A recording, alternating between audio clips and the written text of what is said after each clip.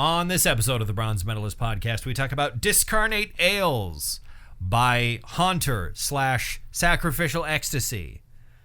Hi, everyone. Welcome to another episode of the Bronze Metalist podcast. I'm Kale. I'm OJ. We're two professional broadcasters. We like metal, and we like to talk about it. And today, we're talking about an album from a few years ago that got a little bit of attention for this band when it came out. Not a ton. When the album came out, the band was called Haunter. They are now called Sacrifical Ecstasy. Yours says Haunter. You have it on vinyl. Yeah, I have a vinyl copy that still has the Haunter logo on it and says it on the spine. I don't know when they changed their name. I think that might have been last year sometime. Gotcha. They have like I think a new EP out, but this is.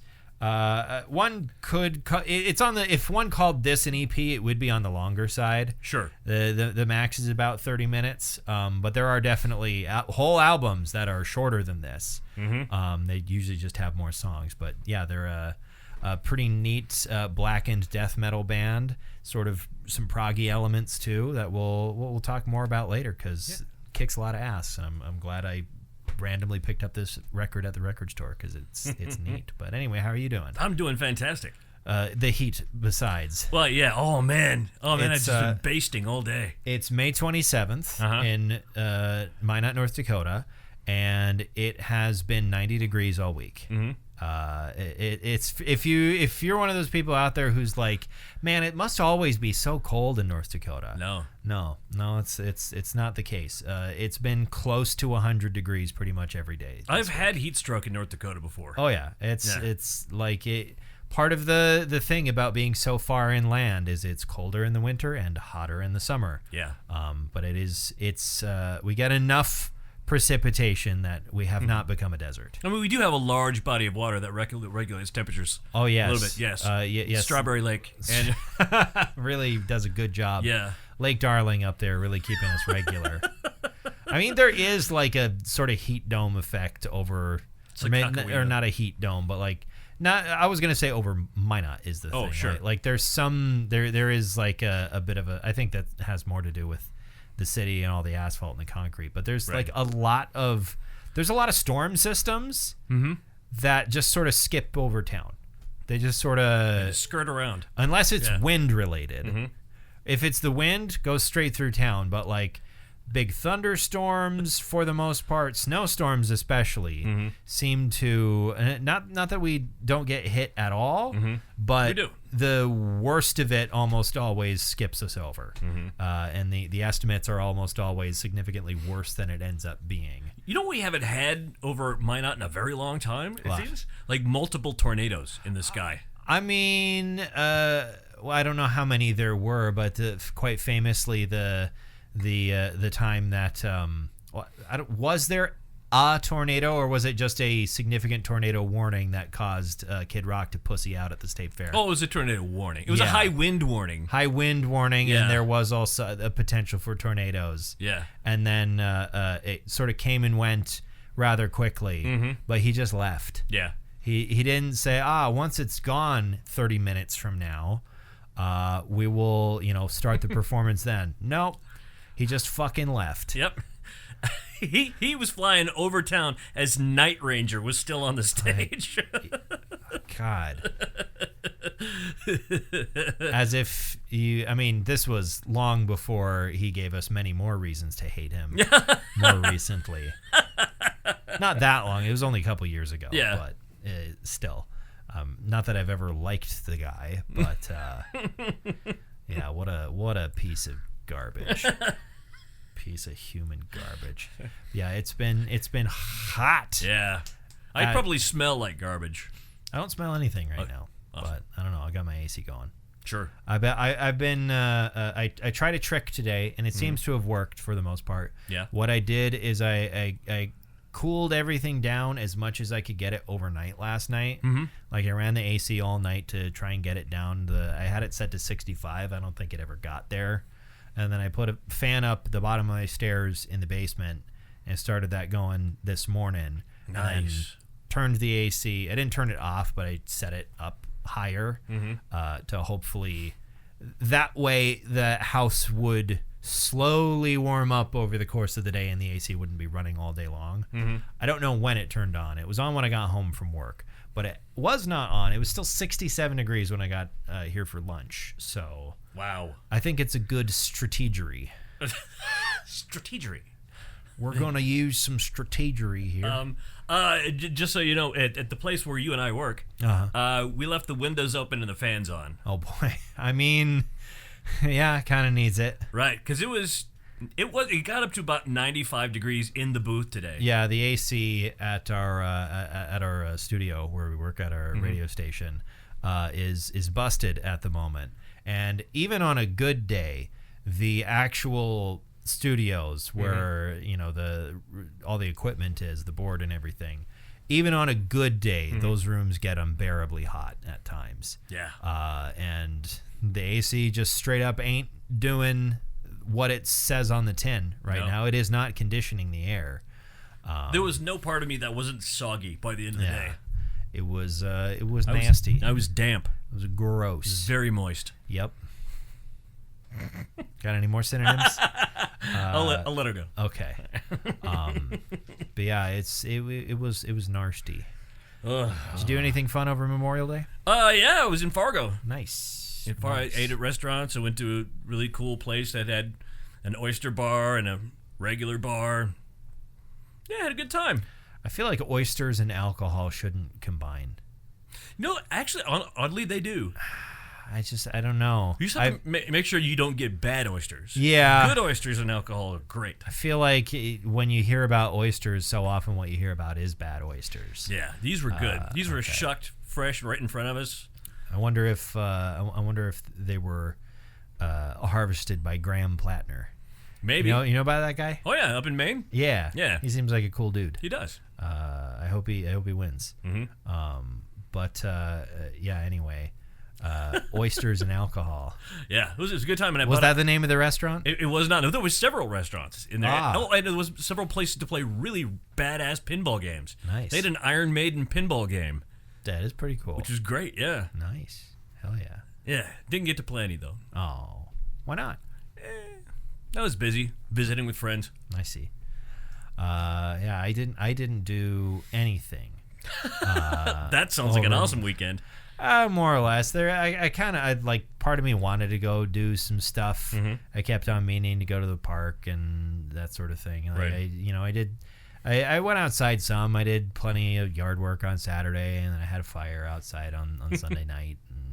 But Monday, it was just like, man, it's too hot. I got other stuff that I want to do. Well, Monday I drove home from Fargo, got changed my shirt, and went to my night job. Yeah.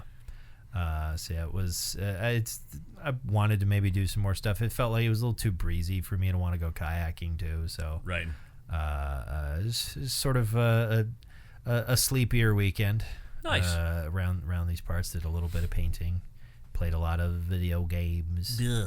Anything new? Games. No, nothing new. Not yet. I'm replaying Resident Evil 4 at the moment because they have a new game plus mode where all of your, it's a classic new game plus where all of your weapons and upgrades and whatnot are the same. So right. Tore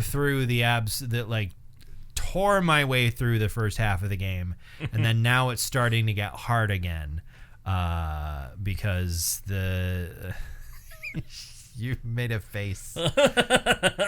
There was a refractory period in the game. Yeah. Okay. And now it's hard again. Part of the game is kind of flaccid. Yeah. No. But it's ready to go now for round 2.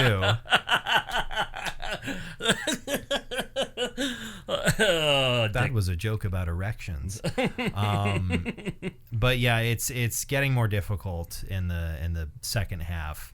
It's as difficult as it was the first time. Mm-hmm. It's simply that once you get to that point in the game is balanced around you having a bunch of good, well upgraded weapons. Should they upgrade the enemies? So the enemies are harder than they were in the first half of the game. Like it's not any more difficult in the second playthrough. It's not like a Souls game. Uh-huh. You do, like, when you complete the game the first time, you do unlock the hardest difficulty, but I'm not interested in doing that because I'm not very good at the normal difficulty. I just wanted to play through it again and experience more stuff. More stuff. But yeah, once I'm done with that, I don't know if I will. I might move on to like Resident Evil 7 and 8, and then 9. 7 and 8 are kind of different beasts than what I've been playing so far. Yeah. Because they're exclusively first person, which was a new thing at the time for the Resident Evil franchise. Yeah. The 7 kind of rebooted the series. 6 was sort of critically unpopular, and so there was I think 6 came out in like 2012, and 7 didn't come out until like 2017. Oh, which for some gaming companies is not that huge of a gap. If you're Bethesda or Rockstar, that's nothing. Yeah. But for Capcom and specific for the Resident Evil series, that was a pretty big gap between main installments in the series. The longest gap before then I think had been between 3 and 4, but between 3 and 4 was the technological difference between 1999 and 2004, which, yeah, that's only a 5-year gap. But when you look at what Resident Evil 3 looks like compared to what Resident Evil 4 looks like, it's fucking night and day. Yeah. That's how much graphics advanced in just 5 years. Yeah, 7 sort of rebooted the series a little bit. Not a plot reboot. A little bit. There's I think a few retcons in the newer timeline of things, but for the most part, everything has stayed the same. But so the last one is 7. The last one is 9. Well, the last one's 9. 9 came out this year. Oh, right. 8 came out in 2021, I think. I wonder how long until they hit that uncanny valley as far as graphics go. I mean, some games have already been there for a long time.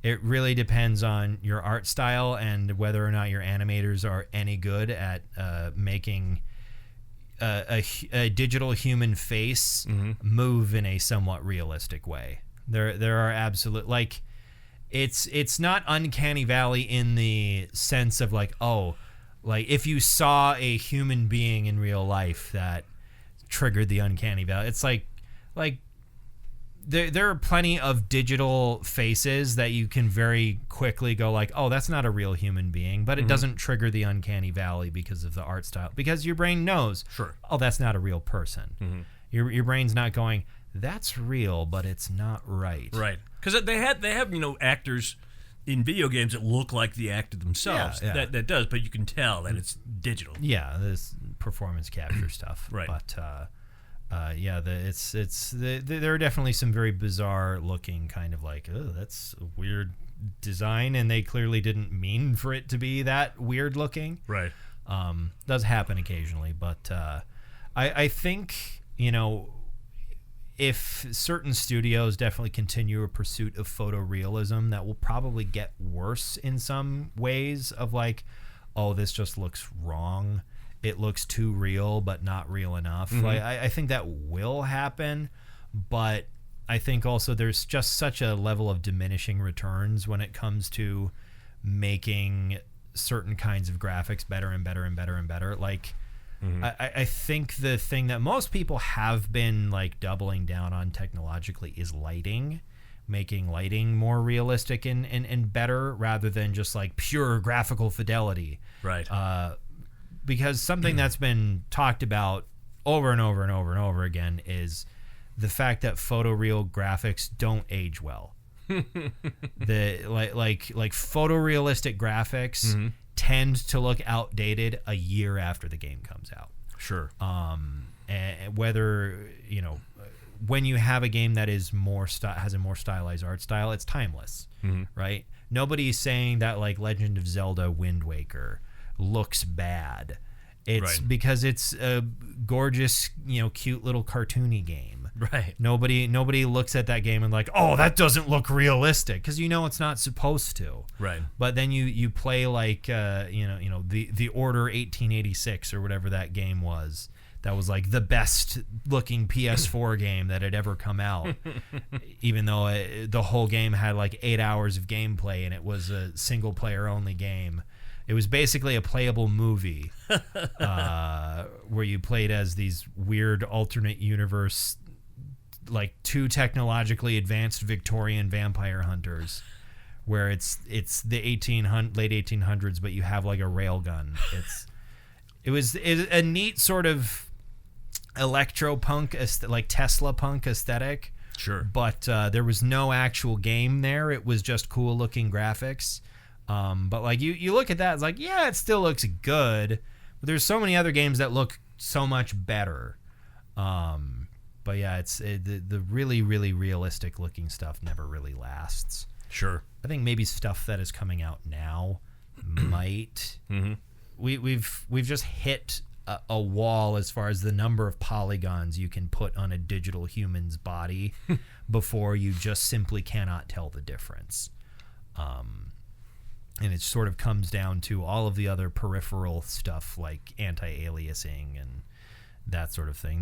That is stuff that doesn't work if you don't have the right screen, too. Right. Where like there's certain like really fancy like I know I'm not getting the most out of my PC and out of my graphics card because my monitors are old as shit. Sure. Like they're 1080, but I have no idea what the refresh rate is. I don't know what the hertz like I'm sure there's some detection on there, but like I will watch gameplay from games I have and have like decent graphical settings on for my PC. Yeah. I'll watch gameplay clips on like my TV or my phone and go, why does it look so much better? Oh, my monitors suck.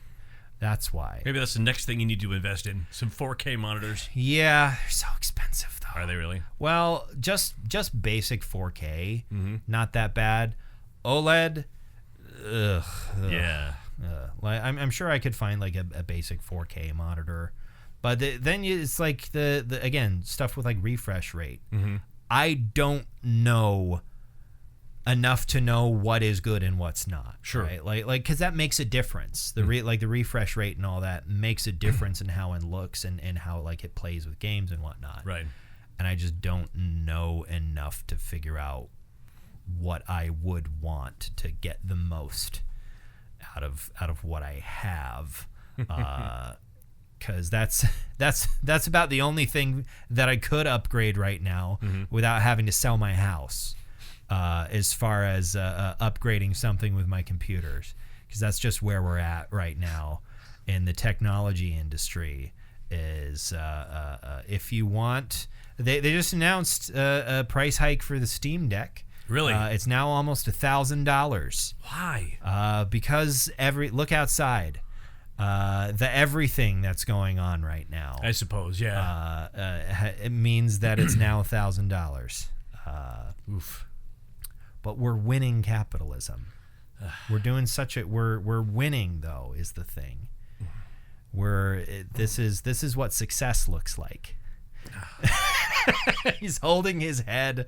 Yeah. I've given him a migraine. Yeah, I've been here 10 minutes. 20 minutes. 20 minutes. We've been recording 20 minutes. I can feel like my eye wants to escape my... Yeah. I got new glasses. Oh, yeah, you did. Yeah. Fancy. They're like them better?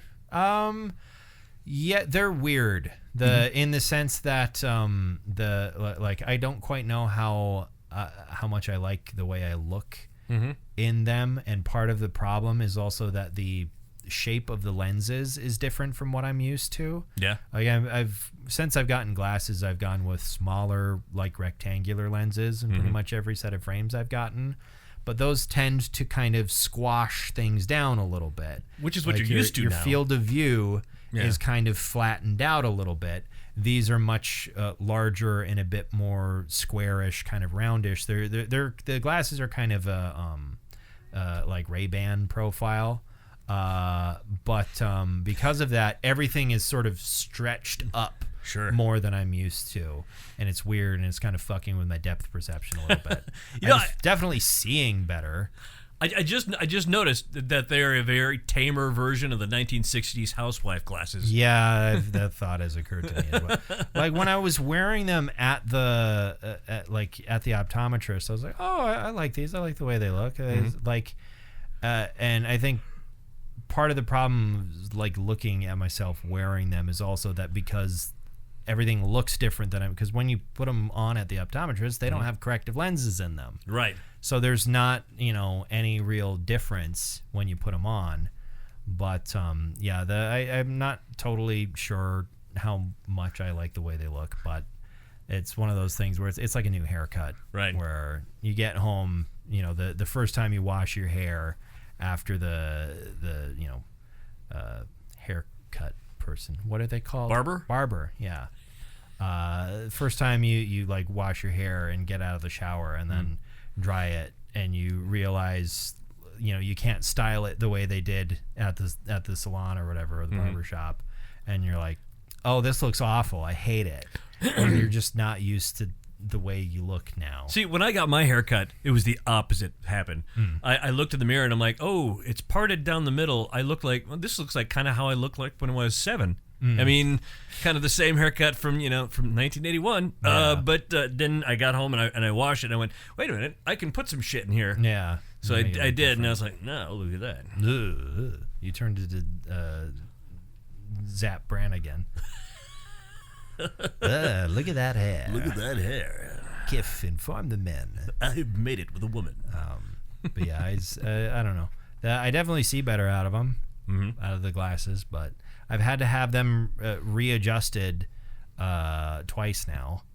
I might go back again tomorrow because they're just too tight. They're just too tight on my head. Sure. Well, I mean, they'll loosen up over time, won't they? A little bit, but before then, it's painful. Sure. And I don't want that. So, yeah, I life is pain, Kale. Yeah, I know.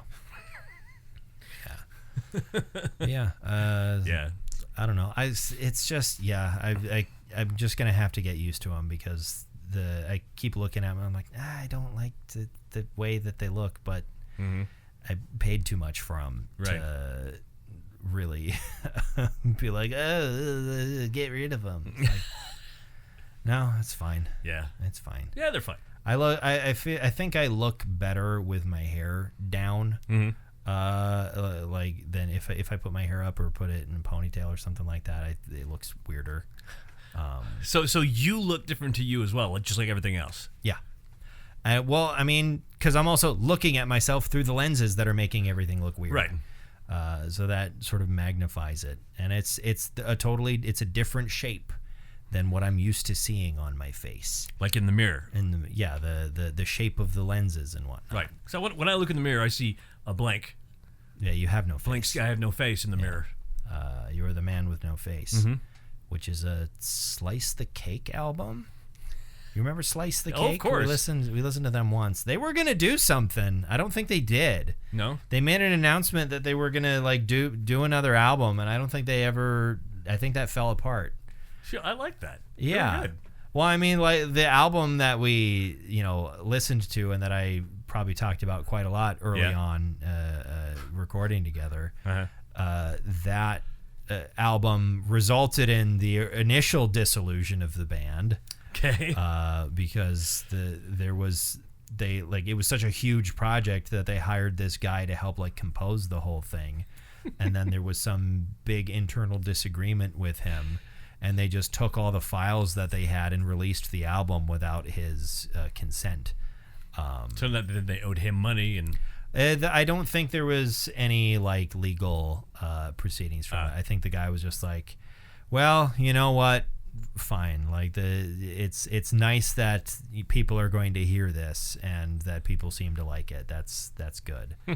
But it was more of a principle thing than any sort of I don't think anyone there had enough money to spend on any sort of legal anything. I don't think enough money was at stake for it to matter either.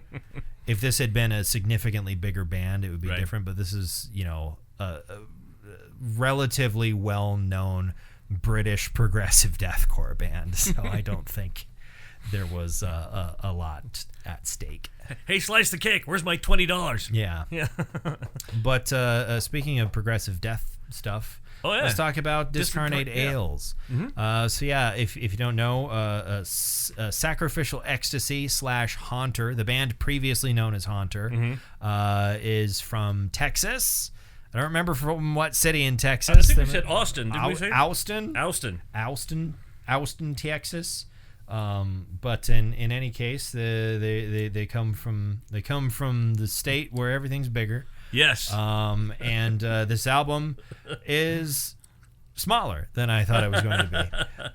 What is the total length? Total length is just over 30 minutes. Just over. But it's 30 minutes consisting of 3 songs. One's 10, another's like 9, and then one's like 13 or something like that. Yep. But they're like a blackened death metal band with some pretty significant like progressive metal elements in there as well. Yeah. When I picked up this record at the record store, because I was just browsing, looking for stuff, and I saw the art, and I was like, well, I have to have this. This is cool as shit. I simply must have this album. Mm-hmm. And I listened to it, and I thought it was pretty dope. Pretty dope.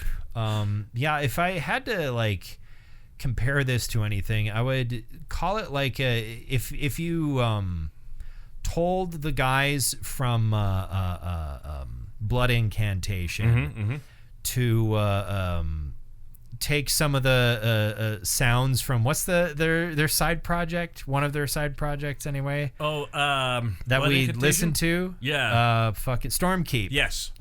Or was Stormkeep more of a Doom project? It was like black metal, wasn't it? I can't. You don't remember? Yeah. Okay. I remember liking it. Yeah, so I liked it as well. But yeah, the if you told the guys from Blood Incantation like, hey, put a little black metal in this, I feel like it would sound a lot like this. It's definitely got some dynamic elements to it. Yeah. Some more moody or quieter moments, but for the most part, it is like I feel like the black metal is definitely very strong in the first track, Overgrown with the Moss. Yes. The opening, once you get past kind of like atmospheric sort of intro, the real opening riff is just pure black metal. I feel like a lot of rest of the album leans more heavily into like progressive death metal from there on. Most of the vocals, I would say, were more in line with like death metal vocals. There is kind of an icy sort of a lot of black metal in like the production side. Yeah. Not that this sounds like shit, because it in that sense, when you say black metal production, that means people might go like, oh, so it sounds like shit. They recorded it on an 8-track. It was just not overglossed. Yeah, it's like cold and foreboding and kind of evil sounding is what I mean by that. Like there's not a lot of heavy fuzz that you might get, no HM2 sound to be found here in the guitars. There's a bunch of stuff that kept on coming to mind. There was moments that felt kind of Opeth-y. There were, for whatever reason, Panopticon kept on springing into my head. I don't know if it was just like a vibe to some of the songs, and there's definitely like a few albums and songs here and there where Panopticon leans a little bit more towards death metal, especially on Roads to the North, I think, which is the album preceding Autumn Eternal. That was basically written as he was moving to Minnesota from Kentucky. Yeah. That album, I remember having a much more significant death metal vibe to it. Sure. But he hasn't reopened his brewery, has he? I don't think so. I'm not entirely sure what he's up to outside of music. I know he put out a bluegrass album last year. I think I remember seeing that there's another metal album on the way sometime soonish. But I might be imagining that. I don't know. Maybe it came to me in a dream, which happens every once in a while. Yeah. Where I'll wake up and remember an aspect of something I dreamed about, and then later on it just becomes a memory, and I'm like, but wait, that I thought this was happening. Oh wait, I dreamed that. isn't it weird that you can have dreams about just reading about something online, and then you think it's real because that's just so innocuous and normal? And here's the weird thing: if you dream about reading, you are in like a 5 percentile. Yeah, because most people cannot read in dreams. I don't, I don't know if it's like reading a book or something, but just like a little bit more conceptual now of like seeing a thing or seeing it online. I don't know. So in your imagination, you read it. Sort of, yeah. It's hard to say. I don't know that it happens to me very often, but occasionally I will dream about fairly normal, sort of mundane things. I don't know. I have a very active visual imagination as well. I have a vibrant inner world. That kind of explains a lot. Full inner monologue going on as well, which not everyone has. No. It's kind of 50-50. Whether, like, some people don't think in words. I remember you were shocked one time when I told you that, like, like thinking through something like out loud in your brain. And I was like, no, that's a thing. Like, people have an inner monologue. Like, yeah, it's not literally words because nothing in your brain is real, but it's as real as it can be. We might not be here right now. Yeah. Actually, I have a friend of mine who I just sent a snap to about this podcast who can't visualize. Yeah, some people just... At all. What's that called? Aphantasia. Yeah. Where you cannot picture anything in your mind. But it's totally different. It's everybody's brain is different. Everyone's brain is different. I don't know why I turned into Carl Sagan. I wasn't sure if you were going to turn into Carl Sagan or Macho Man. It was his sort of... Oh, everybody's brain is different. Look at that pale blue dot. Billions and billions. Every confident warlord in the history of our planet has lived there, fighting over a fraction of a dot. The moon of dust. Oh, yeah. And the sunbeam. I would pay, I don't know how much money to hear Macho Man. Is Macho Man dead? Yeah, oh yeah. Okay. He's dead. He's dead, but in today's world, it wouldn't be hard to go online. I won't. No, that would be... I won't encourage that. I mean, you might as well just go pee on his grave. Yeah. I mean, no. But yeah, if Macho Man, if Randy Savage were still alive, I would be like, Randy, if he was on Cameo, I'd be like, hey, Randy, for $200, will you read at least part of the Pale Blue Dot speech as Macho Man? And that'd be fantastic, I think. I think that'd be great. He's one of those people. I think more than once I've heard him just like in a candid interview situation with just hearing him speak like a human normal being, person. It's just like off-putting. Yeah. Gilbert Gottfried was like that. Yeah. Where he didn't actually talk like that. Right. Like that was not Gilbert Gottfried's normal voice. That was an affectation. Right. Also Bobcat. I mean, yeah. Yeah. Bobcat Goldthwait. Like, yeah, or Larry the Cable Guy. Yeah. Larry the Cable Guy doesn't talk like that either. No, he's from Nebraska. Yeah. Yeah. Dan Whitney, I think is his name. Yeah. But anyway, we were talking about something else. What were we talking about? I don't know. Something to do with this album I'm holding. Some kind of hard metals of some kind. Of a physical. Yes, you do. And physical album. Now, what I love is, because we talked about this earlier, that they changed their name. Yeah. Over time. So the hard to find. The graphic up here is different from the graphic you're holding in your lap. Yeah, the digital version of the album art has the logo for Sacrifical Ecstasy on it. Yeah. Whereas the vinyl that I'm holding has the logo for Haunter on it. Right. And you're right, it made it hard to find. Yeah, I don't know why they changed their name. I think maybe they just wanted something a little bit more unique.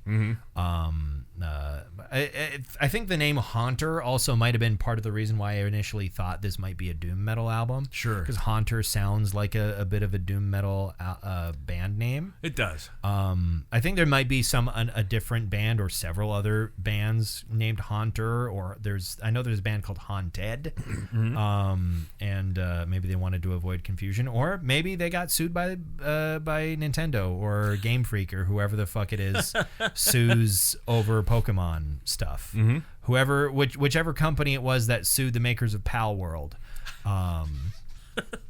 which when that whole thing happened, on one hand I was like, big powerful company suing this little indie studio. On the other hand, I was like, look at it. Look at it. That's just a Pokemon. But then the company was like, you can't do it. Wasn't like, oh, you're straight up using our designs and it's not a parody. Their excuse was that they owned the rights to summonable creatures in video games. Yeah, come on. Where that's like, how broad of a category? I guess it was like, if we win this, that's huge. Yeah, it would be. But I don't know on what world they thought they would win on those grounds. But in any case, Pokemon is owned by who? Is it? Ultimately, I think it's owned by Nintendo. Right. But the company that makes the games is called Game Freak, I believe. Okay. I don't know. I hardly know anything about the video Pokemon. games, not the card game. Yes, the card game I think is still technically Nintendo. Right, which is a newer company. Yeah, they've only been around since the 1800s. Yeah, like 1886, something like that. Something like, I can't remember when, but yeah, they started making playing cards. Right. Sometime in the 1800s. Yes, they still have the same CEO. Miyamoto-san is much older than he appears. He's very pale. Never out during the day. Yeah, you've never seen him out during the day. What actually happened to Reggie is he got eaten. Reggie got the blood drained out of him. It's still so fucking funny to me. Yeah. That the CEO of Nintendo America's last name is Bowser. His name is Doug Bowser. He's in charge of Nintendo America. Now in charge of Nintendo Europe. Yeah. Yoshi. I was going to say Dave Mario. Come on, you can't make that shit up. Donkey Kong. This just real Donkey Kong. Yeah. Donkey Kong, he's real now. And he's going to run the regional office of this Nintendo branch. Wears a suit, goes into the office, throws some barrels at people. Yep, throws some barrels at people. But yeah, this band, this album, this music. I forgot to write stuff down. I don't know how much stuff I would have been able to find. I certainly don't think this album got enough press for me to collate a kind of score for it. But does it slap? Yeah, absolutely. Yeah. I would say it does slap. It's definitely messy in a few points here and there, but I think it's pretty damn well put together for a band that is not all that like well known or established or anything like that. Yeah. It's well put together, pretty well produced for what it is. It definitely wasn't like so sloppy that I was going like, oh God, guys, like put it together. But there's definitely a few riffs and a few. Some of it felt on purpose. Yeah, and there's this kind of music. It's hard to tell sometimes like whether or not it's just a little bit of chaos or if that was a section that maybe could have used another pass in the studio to be tightened up a little bit, or if they needed to rehearse a little bit more. It's hard to tell sometimes, but nothing ever really stood out all that much. I think the writing could have been a little tighter here or there. Some transitions between segments maybe felt a little forced, and not particularly. It didn't pull it off all the time. but it's the sort of thing where it's good enough. I think this is like their first project of this length. I don't think this is their first release at all, but it's definitely probably like their biggest release thus far.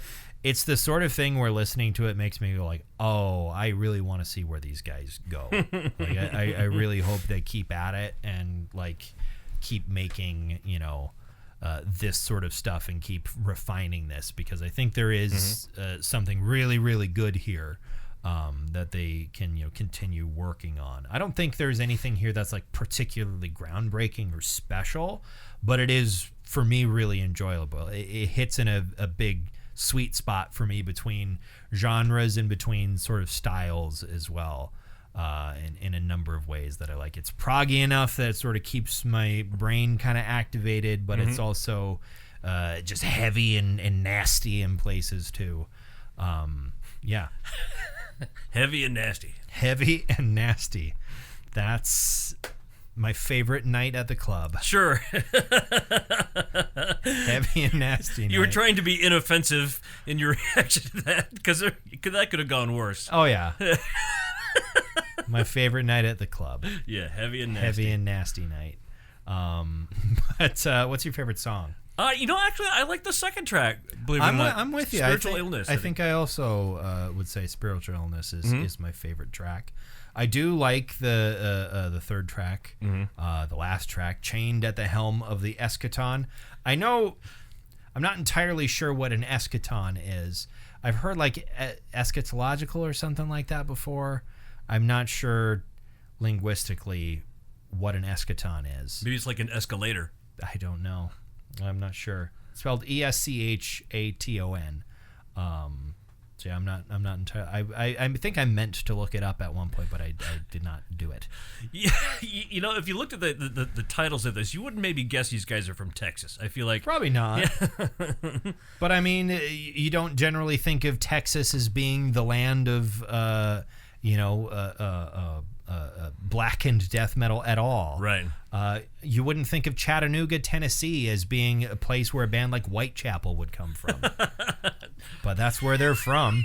Yes. Especially if all you're listening to, like some of their albums in the middle of their career, occasionally, like there'll be like lyrical references to like where they're from, that they're from the South and whatnot. But like if you just listen to their newest album and had to place them from somewhere, I don't think you'd say like, oh, they're from Tennessee. They're from Chattanooga. They're from up in the holler. Like, no, I think you would think these guys are from hell, listening to their newest album. Ooh, you've never been to Chattanooga. That's true. Phil certainly didn't have a pleasant childhood. Yeah. That's what a whole 2 albums of theirs were about. Yeah, those are good albums. Fantastic albums. Yeah. Amazing albums. I adore both those albums. Valley and Ken, fantastic. But I was going to Google Eschaton. Okay. And even if that's how it's pronounced, it's not Eschaton? It might be Eschaton. Yeah. Okay, what's eschatology? Branch of theology and philosophy concerned with the end of the world, death, judgment, the ultimate destiny of humanity. Oh, okay. So an eschaton would have something to do with that. A bringer of the end. Probably. Term eschaton refers to, the end of history, the final age, ultimate destiny of humanity, and the track was Chained at the Helm of the Eschaton. So maybe they're referring to like a ship that is named the Eschaton. Sure. So that's a cool title. Once you know what the fucking means. I think if I ever get a new car, I've never really call it the Eschaton. I'm gonna call it the Eschaton. Yeah.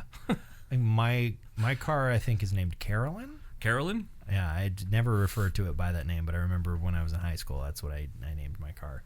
Carolyn the Corolla. But by the way, I do think Sacrificial Ecstasy is a fucking sick band name. It is. Like when they chose to change their name, they picked a good one to change it to. Sacrificial Ecstasy is, especially for the kind of band they are, I think that's a very good pick for a band name. Yeah.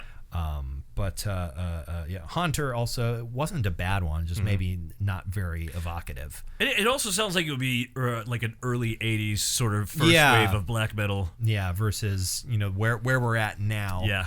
with the field has gotten narrower. Yeah. It's gotten narrower, but also broader. You have to go much further afield to find a band name that has not been used yet, and get really weird with it. But what metal do you bestow upon this album, like Maskanata to Chewbacca? I give this a solid silver. It's a solid silver for me too. I would say maybe a high silver. I've listened to it a bunch of times, but also it's because it's fairly short. Yeah, it's a fairly short album. It's easy to listen to. It's easy to listen to a bunch of times. But it definitely has made me think, like, boy, I want to hear more from them. I want to see where they go after this. I want to hear a full-length project from them. I want to hear something that cracks the 50-minute mark. Sure. And see what they can do with something that. With perhaps 5 songs. Perhaps 5 songs instead of 3. Right. I'm excited to hear more from them, and I hope I do. Also, the inside of this vinyl is cool. Oh, that is cool. The way that they formatted the lyrics is neat. Yeah, they really have to get you to buy these things, because do people buy from record stores? It makes me sad. I would hate to see the record stores go away, but I feel like they're really kind of going out of their way to this is something you really want to have and hold and look at. You make it, make looking at the thing a part of the experience, right. Which I like. You know, that I've bought a bunch of albums purely based on the art, and the presentation and the way that the sleeves looked and everything. There is absolutely something to that line of thinking of you got to really make it look cool. Let's make this a thing people really want to buy. Yeah. What do you want to listen to next week? I'd like to listen to a new album that came out last month by a band you have expressed sort of meh feelings about. Okay. In the past, they're a Canadian band. Okay. The new album is called Too Fast to Die by Archspire. Okay. Yeah.